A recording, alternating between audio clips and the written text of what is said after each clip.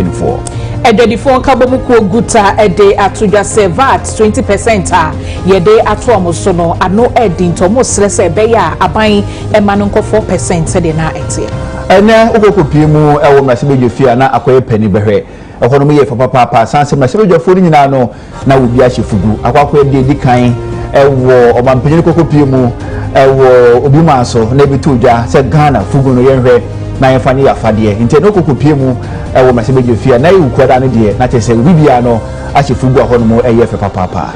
NPP amanyoko ne fa ewo amanone ediato omuko ni nyina enim so besle so omunso mo no ewo so omugo mhomoden etoto ne ma yebuama amanyoko no edinkunim ewo afi 2028 abato a ebeba so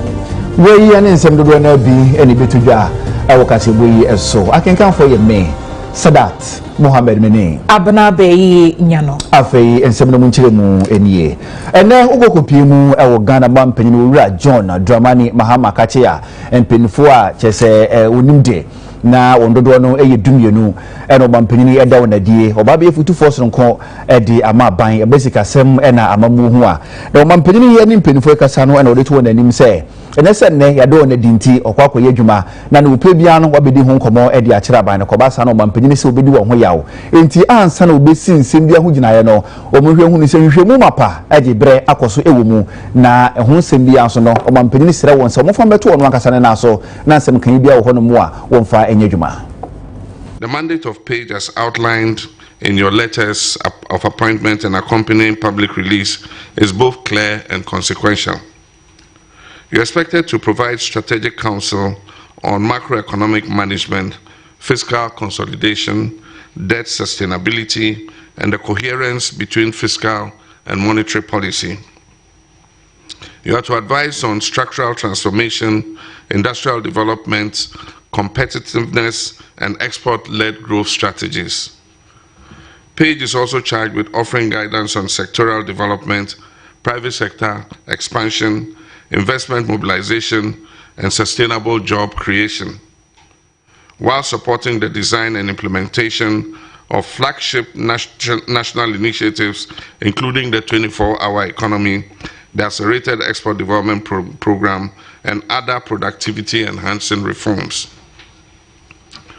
In addition, you are to conduct periodic assessments of Ghana's economic performance, propose policy adjustments where necessary, and contribute expert input to Ghana's economic negotiations and engagement with bilateral and multilateral partners, international financial institutions, and investors.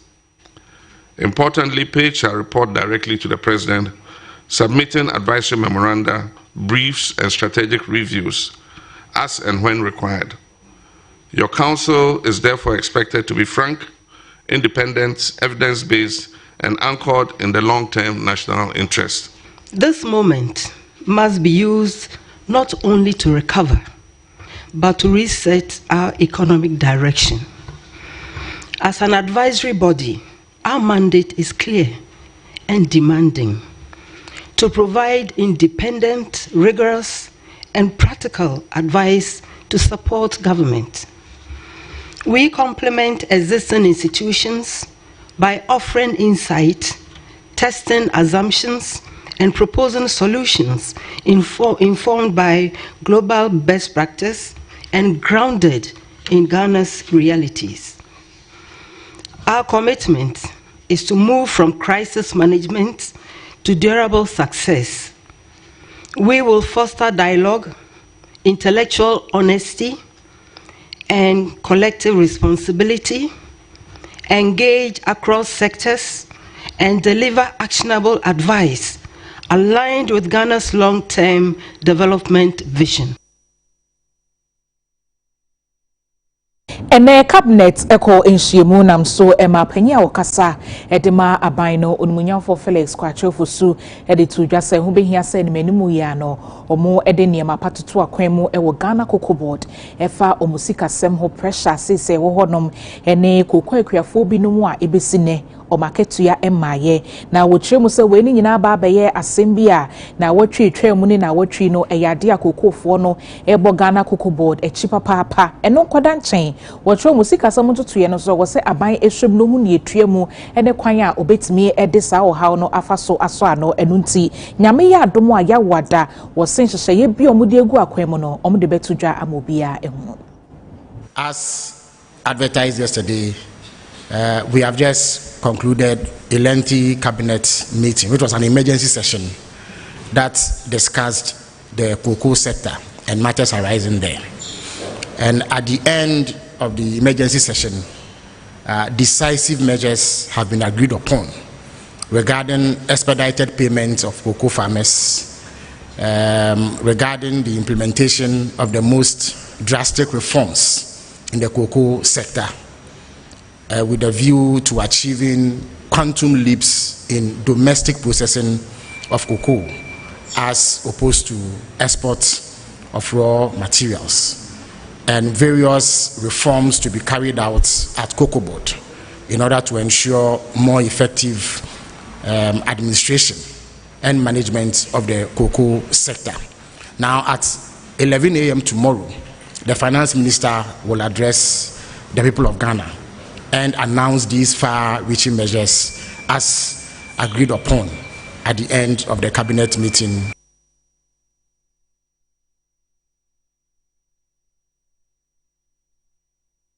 Onumunyam formato nyindam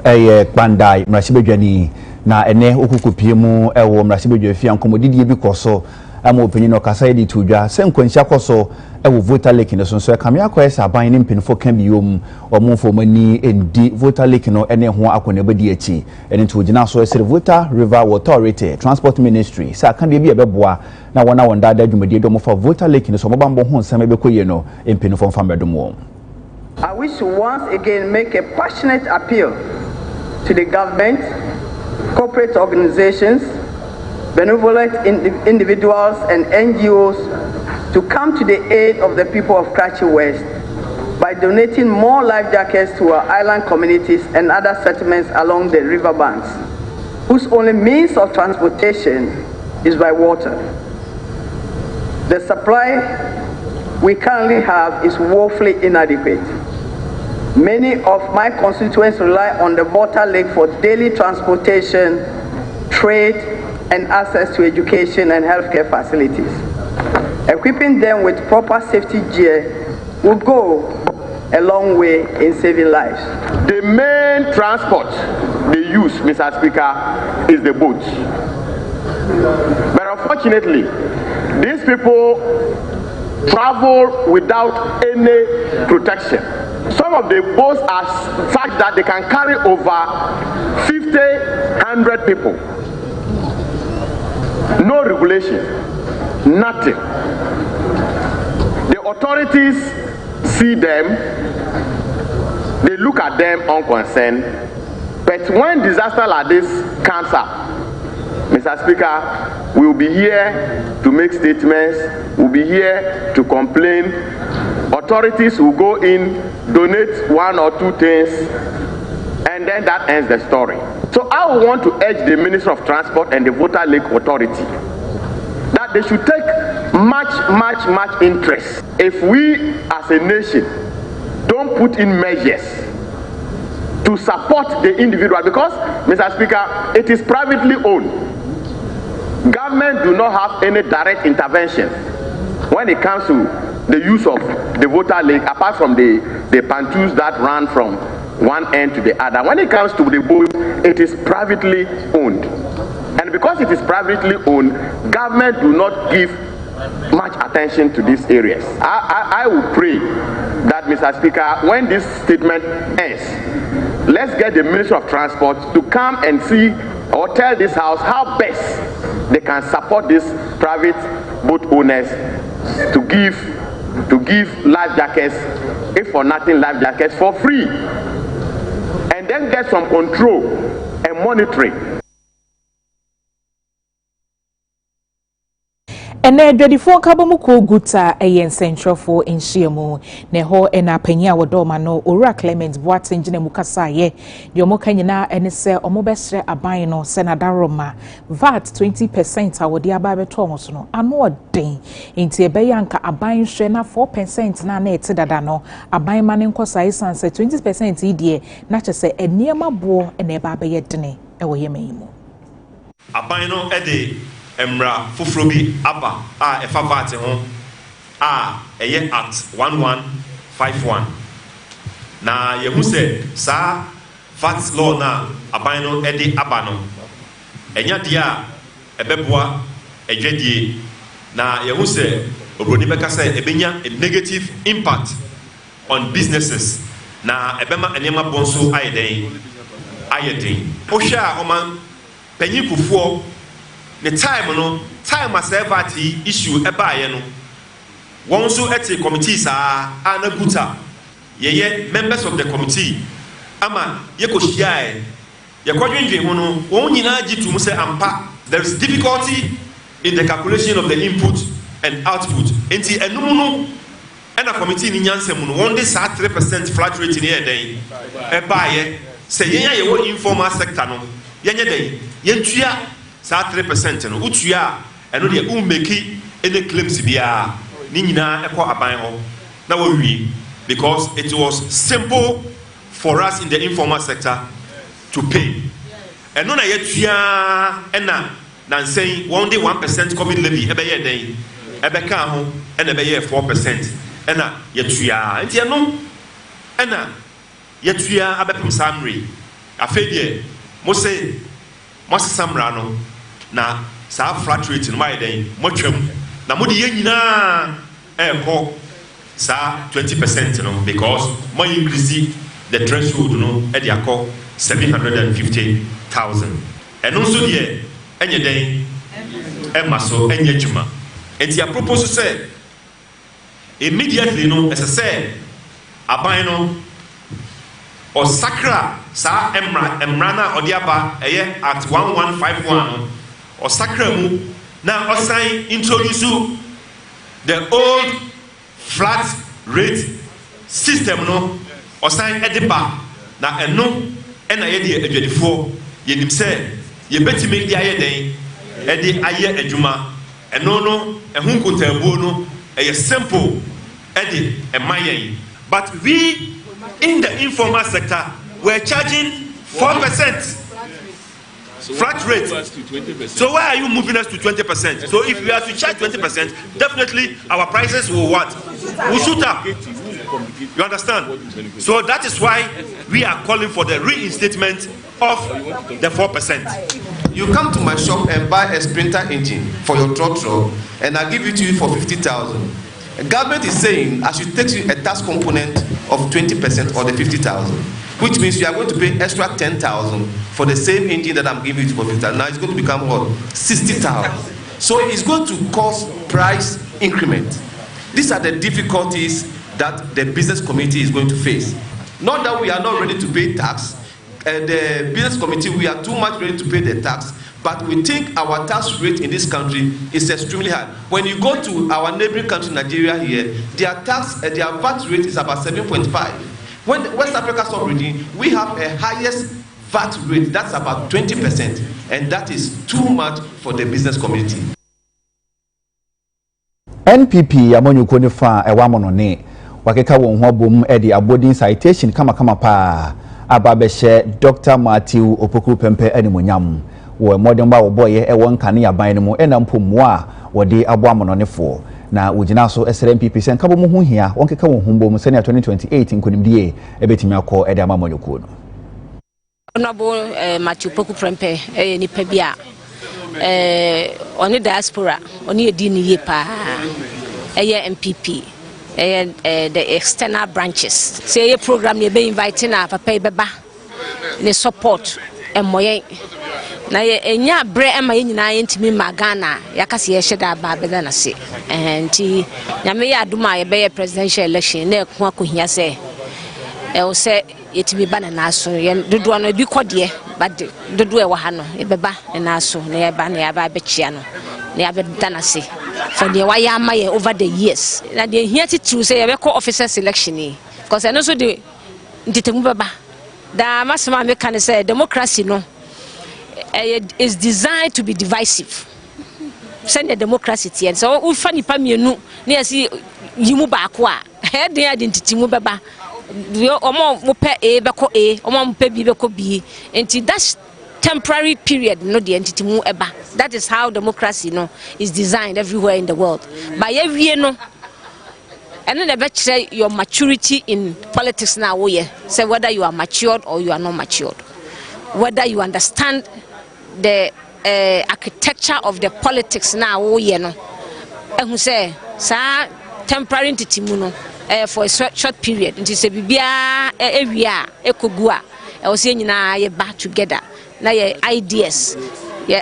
are your war ye nim de war ya ho de ye de boa na ye ko fight for 2028 ye penka bom sese election na e bae no ekoyi echirasem ID na ye pese nyina ka ye ho bom enu ntina ye ma ye ho mre se de be ka bom no na ya to asoso yi party structures no executive polling station constituency region and national na diaspora nyina ntin kabom no ehu hia pa sese ye de kabom ni nyina ye tachi se be ken ho abom na ba ko aboa party no ya banes ya baby bi se ya and ono so sa akoye 2024 election no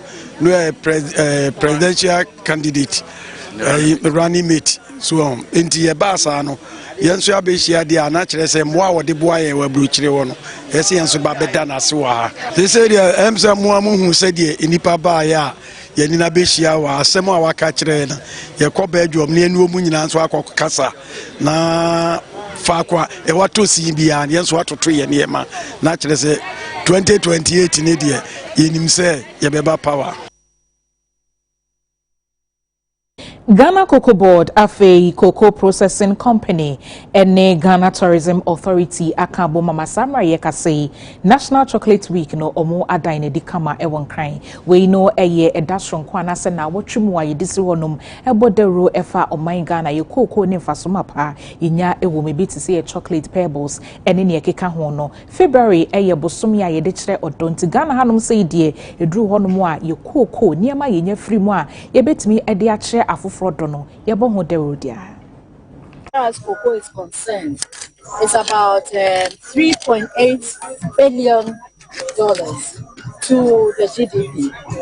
And yet a small fraction to what the world benefits from us. The world benefits $160 billion from Ghana cocoa. Because some of the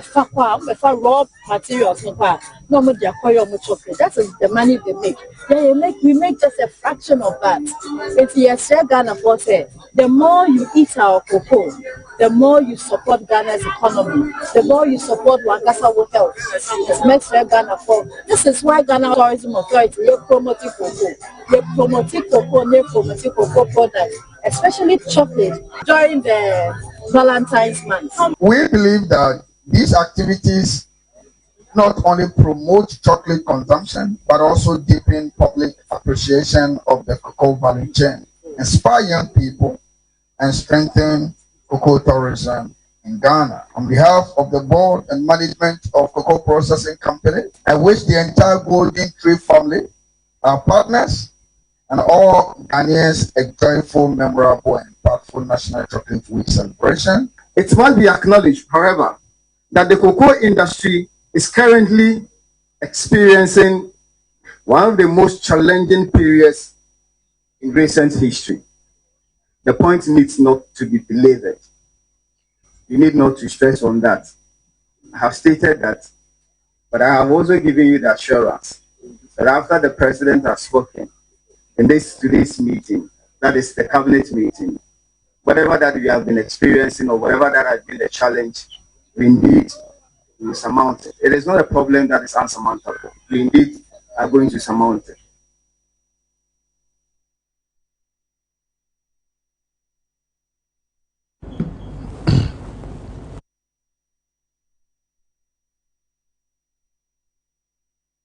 Na numo ena Ghana mwampanyini Ura John Dramani Mahama Koko PMU ewo Zambia na fade odi kokɔ pie mu Zambia ye fugu no ɛho nsom ɛsɔre papa ma ne okɔ pie mu Zambia fugu onsini fom ɛnam so ma Ghana ba mpanyine ye ne senke bɛyɛ wukoda bia no Ghana ya fade ye ne yɛnhwɛ na intimi nye fugu na wɔna wɔyi fugu nso so no ɔmudwumadie ɛmfa ne ntoma pamfemfra na kwakɔ ye wukoda nti nam so TV ye tie hu bu krom ade hye bia wɔhye fugu ye no ɔmudi ho ɛnkɔmɔ fugu no ɛte sɛ yɛn akamfo nkente yɛre hye fugu a occasion enigida ena ebi won so a nia tuntum ne kokko no da ahemfo enso ehye Ghana ye pese ye promote your culture sene kente akamfo ye di occasion a ye hye kente no ye enso esese fugu no ye nyina both northern and then southern sector ye share na promote culture our system fugu she kama because we share aye epejaw woni sika kura wo sha wo vim fugu ya dia wo sha wo feel say ye wa hye bibi ana fugu su yan hye ne kekesa before be hye fugu no na bibi wo se won so bi a hye fugu a sa ni pa no man respect so ko fugu no enya de ketoa no kwasem ne se minim se na ye fugu Wednesday frankly speaking but fugu no de me angasa manage ho manage ne hye ho me sha me feel free pa. I prefer wearing fugu because in fact always by wearing it I feel happy and so on, indicating that I'm a real northerner. I heard the Minister of Tourism passed a bill indicating that every Wednesday people should be wearing fugu to showcase Ghana tradition out there for people to see as it is. That motivated me today coming to a funeral here. I say, okay, let me wear mine and come. First, a mistake. But you're present. Our very revival, sir, a friend saying fugu dressing. No, they say, yeah, na young fasu, yeah, na young shit. Fugu no, north to south to east to west, yeah, na is part of us. You're na near one Ghana. Oh, so you need to go fugu dear, me encourage obia.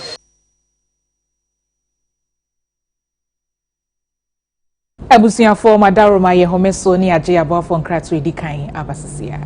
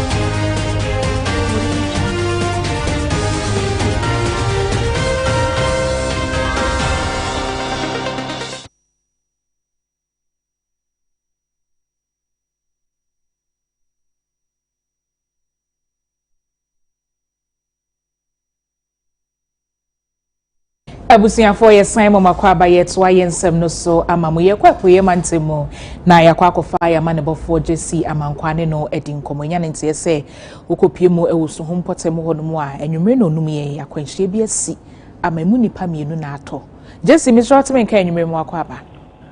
Abraham mamejo so na mfa ombra so hum ni fio yo mejo so pa na akwanhye ne ba ne sen Abraham we are hostem a ene enwumre ya emre abo no num nipa esi ewosu hum ene akra kwantimpo yi so ana se akra ne kuma se kwantimpo yi so bia e bia e fro ho eye suhum ni fio na nearby ene se eye Toyota Corolla and registration number eye GS 206-22 na ofi apeda a odi nani atre suhum Demo se abna mi twa kwan ni mfoni kaka trewa so fi apagya ade weni tire gu nso a eye single lane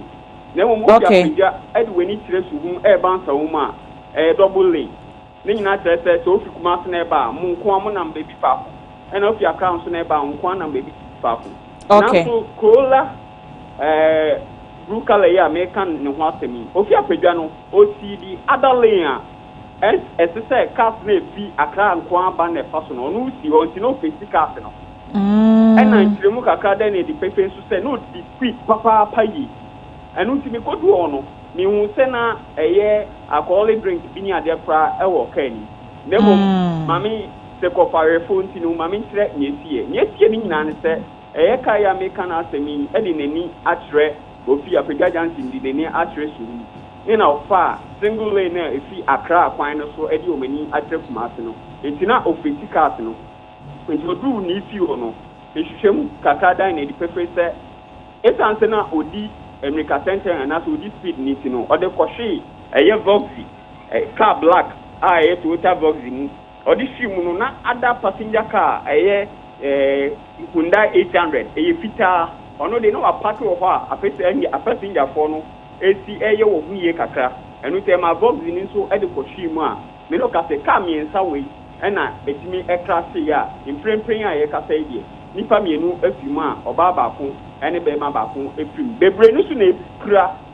the ambulance Ghana National Ambulance Service etimi atebri won ede akọ suhum aban ayaresabia ni fi won prempren na tete doctors for ejin da won so a wo gusu hwe ma pra edi pra no abena emu adin papa yi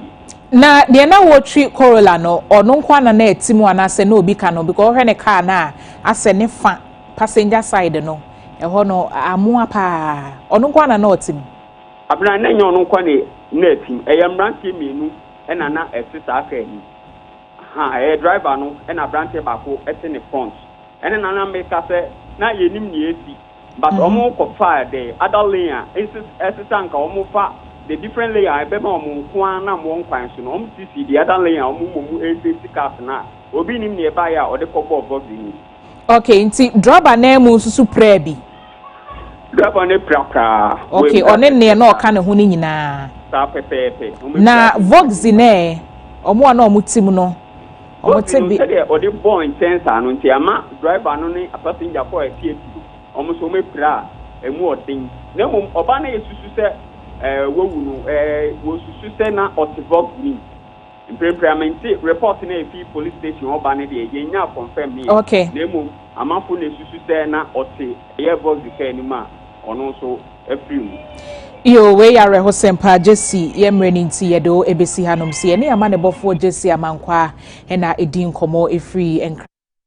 sempo no susu hum ose baby efre honom ni fio eho na chesa kwanhye yesi akas miensa na omho etochema nipa mienu nso na afemu ato a bebre na prepromoje ayare nti samre de beje mu e de ama bambofo na de be prime abebia no etwe ye de besum John Dramani Mahama wahye senke beye ukwede bia no obi afade no enye fugu na entimi mbona enhye o my Ghana ni monyam na ne okokopie mu ewo mrasebedwe fie obi ahwehye fugu yi bia en na chese hono mo ayefe papa na we na nam so mrasebedwe ne wusi ade hye walensia na mu mrasebedwe fie orumenya for Stanley Nandaya opanyina ka se ekiri mu se fugu hye ye mo mpanyini de be beboa ama wona wo ye fugu o madwuma ho nsem atumpon menya adwuma nye so no ebeboa na konesa hodo bebre so think that we have a culture to contribute. Fugu is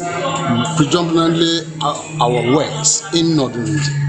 And I think that President has seen it. President who said,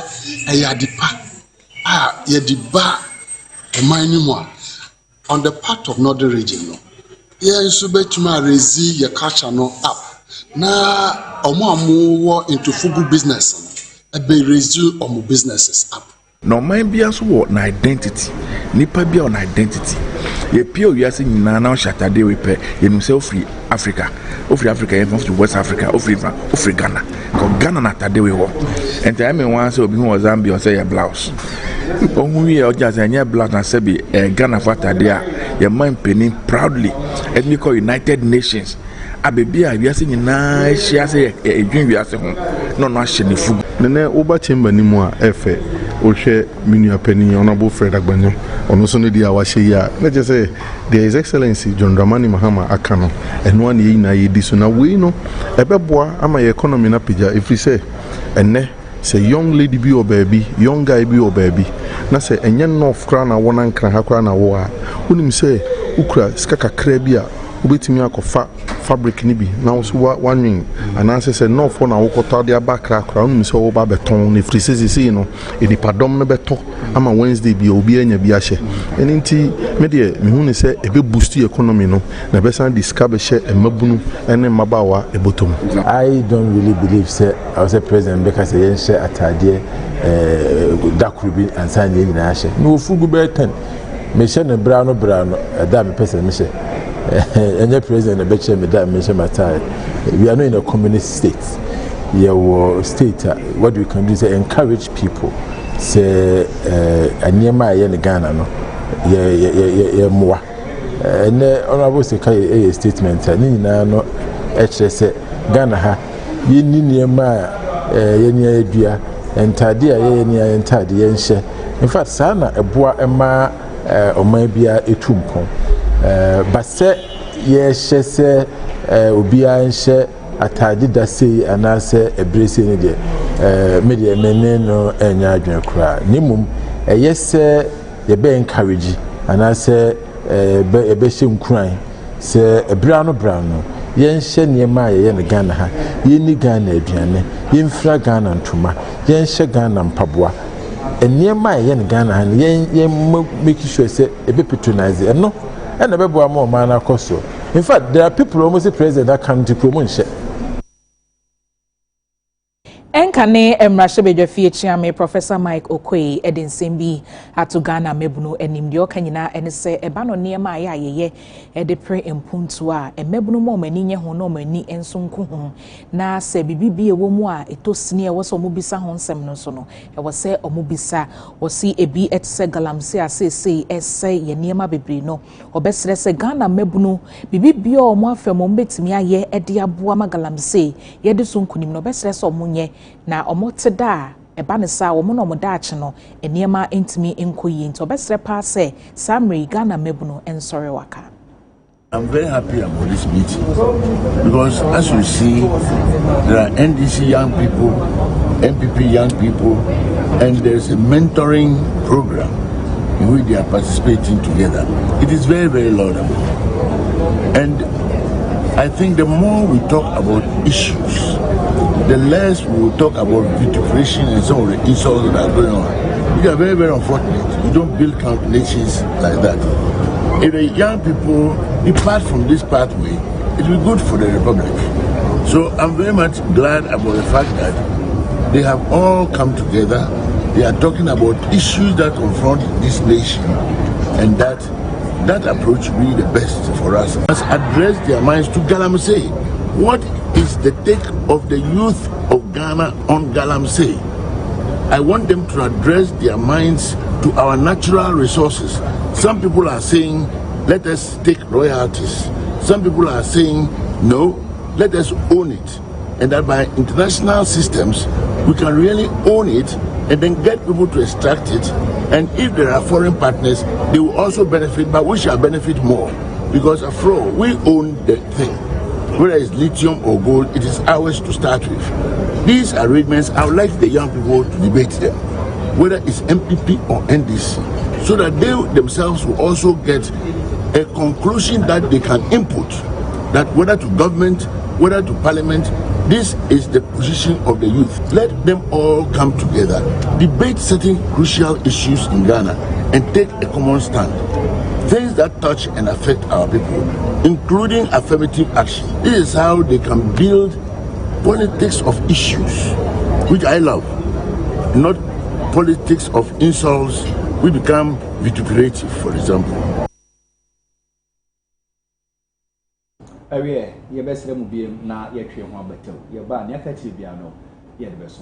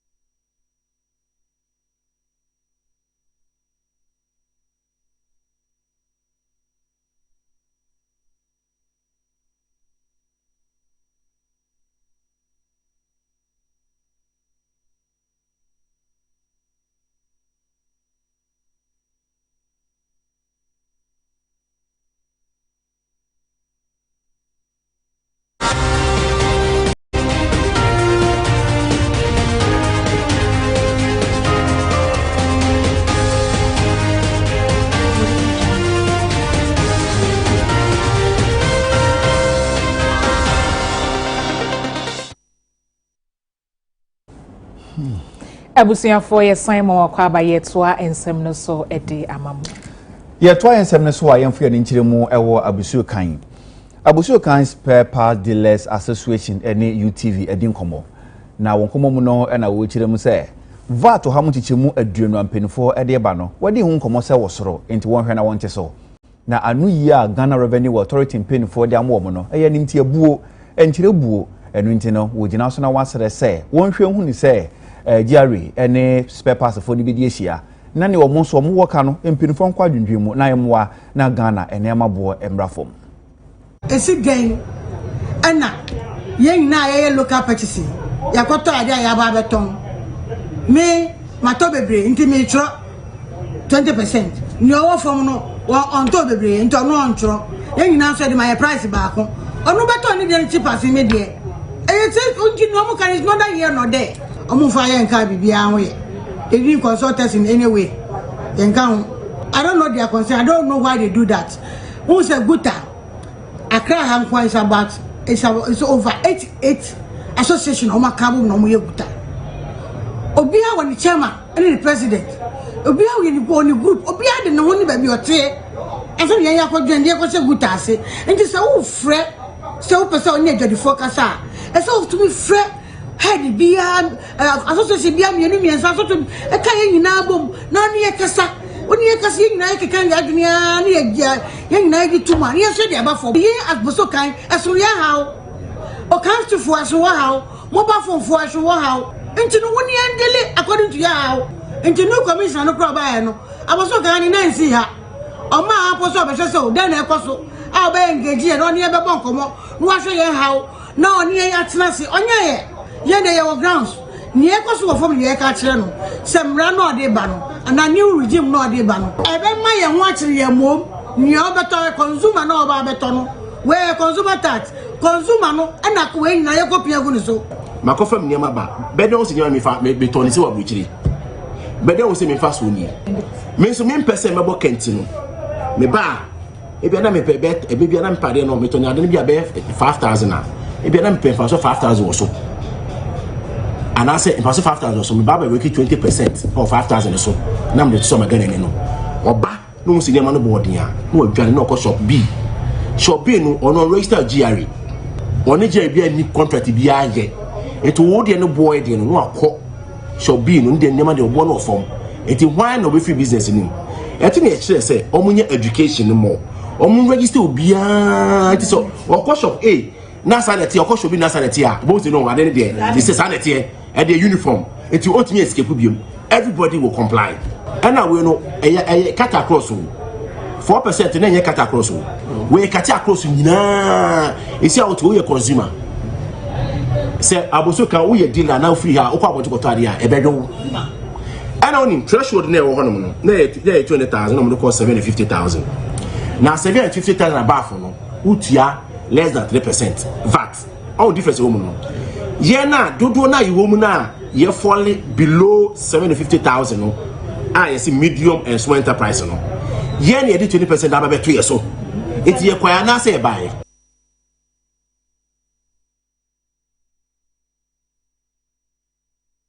Kwantre for Penny Emma Challenge Foundation eye ora Seth Lasiji openyi ede atudwa se woden hye bia ba yebeboa ama wo mu asebio omo atosni omu nipedua kwa baabi no omasetene mu nsem betimi akoyi otremu se empempi no aya oman no anas aban ede hye bi ba ebetimi abo omo nanso se hye no ebedimu anas beye adwuma ama omo ho ato omo no eho na asem no wo enti sa adwumadi odi abai eba beboa se de beye a hye bia aban de egu akwam se omo asebio omatosni omu nipedua kwa baabi ne betimi abo omasetene mu nsem no san hye no beye adwuma na aboa ama omo nso ho ato omo. And it's a launch the advocacy campaign I find inclusion beyond policy. That is you say am I hold of various countries Ghana especially no here pass the disability act and the African disability protocol no so be promote inclusivity for persons with disability. They can access transport, easy transport, various public buildings or private buildings, education. we want an inclusive society. Send a minor ebe tumpo ebe ko enim akodu mpempeso a pese ye du na mpempi obonse obi edi dem na say or disability kakra de ye show mo communities ni various societies emwa into your campaign you're launching and IBP inclusion beyond policy it's going to last for a very long time because various regions will hold meetings with various stakeholders, various individuals, groups of people in various communities, various regions across the country, to educate them and also call for policy makers to make sure say omobeti sufrena ye frena mo assign the Africa Disability Protocol no say na be ya development ebe koso ama Africa also etumpo akọ mpempeso epese yedu no yenim say I mean offer car at least first seat na what driver na ichi no also mo jama persons with disability so be amba na that means that can be filled but you say no obi a pray we but you implement protocol we ya ebe boy even with the public buses no na to say ama transportation now easy ama ubia. It is an old adage. We all know that for a very long time we persons with disabilities have been perceived based on charity model. That is, people look at us as victims and they rather focuses on our limitations rather than our potentials, what our God-given talents are. So the empathy here means that we want the society to give us the opportunity to be able to live our independent lives. North Day Mrashibejani ene urumunyam for Joycelyn Kwasi openyini watwa humom ma ifia dankora na wo no wadane e de ahya pomudi adwuma for watchirukwe dokuma health center ensa e wo fromantemu se wonye ba bi e se fatamfo ntinto na wontimi ensoma de hye no sompa.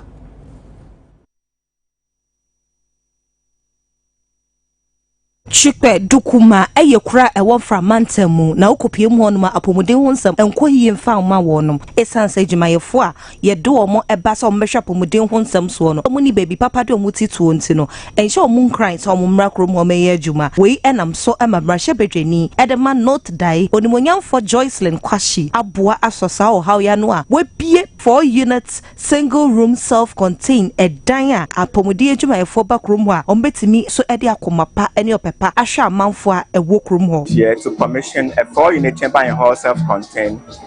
which was funded by the kindness of the Honorable MP Joycelyn Kwashi. This particular edifice is going to help in a lot of ways. In the first place, it's going to improve on our emergency services. Improvement in the emergency services are going to be realized. And apart from that also, it is also an incentive for the health workers living in this particular area. We have the situation where most of our health workers come from other communities. And so by the time they arrive at this place, they are even tired before the work will even start. So the commissioning of this particular facility or the bungalow is really going to help us to reduce absenteeism among the health workers. Nurses' quarters, in improving quality health care. In the past, obi ba enyume mua ana ewie mua na nurses ni omunya around na say ye from yanhwe ya clients no bit be few because of distance but with this accommodation here anopa area enyume bia no obi wo how bit me check clients at any time at all. It's been so many years of not getting resources to complete the project, but I am determined to make it happen. And today we are all here to celebrate a 4-unit chamber and hall for nurses. We know how important it is to get a place for our nurses, because virtually they are the ones doing everything for us. When we fall sick in the night, they are the ones we call on. We want to give birth as women, they are the ones we call on. So it's been my headache. It's been so pathetic that for so many years these nurses have sacrificed their lives, left their families wherever they are coming from, and then when they even come to work, they don't get a place to stay. So about 3-4 years ago, I had this dream. But like I said earlier, I didn't have the resources, but I was determined. I thought it can be done, and then today we are here to celebrate. Ene ewo gomwa budumbura mpotemo honom eye gas filling station bi ho yesi ene e kaketu e bi nka torenchen bi ebesi wo honom no na enye asemkuma akra ne nyina ene se eye ade omukra mframaja no ewo mu no edade bi koboso e ma afi na mframaja ne nyina e ba abonten de nam so e ma eye dumje adwuma ekwe wo mpotemo honom bo modern kontem ekoso ano nyesa ade a ankatorenchi me besi wo honom no enye asemkuma na DO3 Benjamin ni Osabu a woye fire officer ewo 21C 2IC Budumburam fire station etren semnimu edichezi 13:43 hours when I distress call every the manager of the station, the gas filling station, said that there's a spillage. So I quickly informed my investigator. I shared the same office with him. And we came out, mobilized the men. We mobilized the men. No. By me and I made my car. We are about 6 in the car. We manage. Then by ampa. Then say there is a spillage, gas no leaking. So the first thing we did was, I say, we call around the residents. If you fear any school no more, and I catch them say, so much soja bia or mundumono. My investigator near other firemen or call behind this building. Who say, or baby cry tibanku chika. Quickly, ye benkunusi on mushe, so good janoso. So that Senebeya gas na air come from Manomono and copy kia or baby for fro and famba. So enti enu na ye ya ebuaye e na omo giran ho hwe ne ekoso no ya pimpon mo na so omo nko achi enti nua ye betumi rely on na ni say ye be prevention ye be bo area no ho ban bomo is ehia nyama bebre especially fire tender disaster timisi ehia fire tender and I say fire service beba no na omukana ase nti ni na ye hia support government no ebeboa yenim His Excellency John Dramani Mahama owo to media inshallah or the bibia betu ni kwa perfect but when previous government na hia say omo amwatena 8 years they supposed to do that but omo anye Adeshia ewopuku ase wontia ye footbridge empinfo ahwe asibi e dia momo nanso adehia no fa boga enye swan oja footbridge no wo ho na wotwam e wase e nam so madodo na na chese car e bo mo UTV kokopie mo ho e ma adehia bi ene yedi nkomo sra ban se ebere no wo mo ye footbridge no omoto pampimbi e wo kwan funfia na chese e mma kwan e ma adehia no wontwam e wo bridge na so nanso fence na sei etinke ye ya aban mehwe na fence no wonsi foforo se na ebe na be sisi amanfo na wontwa kwanum e wo footbridge na sibie accident na isisi ma eho no kwan beda ho nti no omu nyina eyusu ehanom kwan no omu twam wa e maka ba omu de bia wa hase na dia na ye ya omu ni se ka ba obi a na hanom boys no di emra na hye omu nsem se ade na taxi drivers for na wa hase ne empese ye be fa omu e di omu akọ asema mi kai that was last week no last week Monday ena bibi sai siye ka ne bo obi ni kunu e bo obi ni kunu na omo sisa omo de omo ba pavement ni so no omo si yenye wa hase ye mpese ye de omo ebeko ye friends sabia enti no omo bebubu ye tent na ye de ye adwuma wa hase no na sade na ekoso ha no pa nti yesre saban betimi aye bibi afa ho de amayen a onye bibi emfa ho mayen aye na yo man ba because aban boka ya de esi we usika wo misika wo so biba na ka chenso nkonko fro kra na odi watem no yeo so ata se ntamayan so na ya de ni na ya de ahwam se ka bo a ye mu bi amfa nra de chine azensan sia obi cross kwan no and guy na was man trader be hwika ba assist bas nkra nyazent enra ade chinra just omu cross kwan no ma se di watem o kan no mu di watem na ka bo de a was yam for hospital yenye may you so say because actually ofruwe na obrepa e ha so simple inti me twen a hu se cars ne enyamba ya na eja ma twam fast me say me fro ade ya tintin pa na mani so ebrimi ndi me mfro ade ya nti ntem bia me cross oyi so me gira ho hwe say ka bi ma ansa na ma cross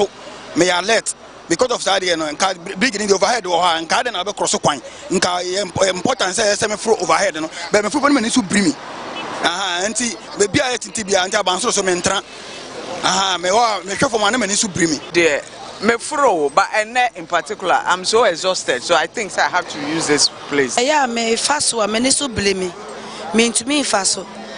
and one thing I mean to me faso me kita me man inside there e twaka akwan me problem kese pa se bia se me fukura na me kwa ada se me so obi mu an obi di mani ma me so ni mu ayede no so aso me mu no di mi asane awie Ghana de share ha na brebe makwan na kase boye de beso mo de hwere ntem no ye de nyina ebebe wie na ye de mudi ntano menkai se anwumre ansa na obeda no ye busamu nyina no menkai na president mo fa intumusi ade chano panto so a menkai na munyi su president sanse president do gidi se seri bia no ehunhia heba chako to protection cavity fighter nyina no ewudwa so president say woni twusi abeboa na abo se ho ban ama wo sen amodi a ese na efata memfa matade ehemi eho aseda ema St Phillips